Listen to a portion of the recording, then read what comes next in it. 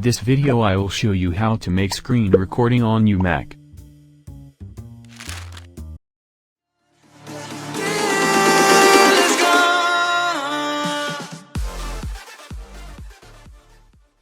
Hello.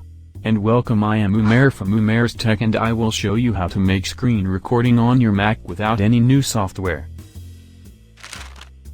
So let's begin. All you need to do is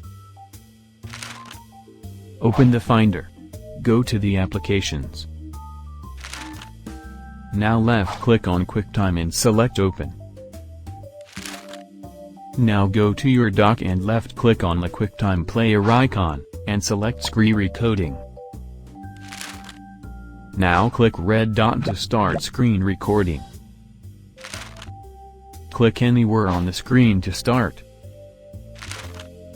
To stop the recording, click here.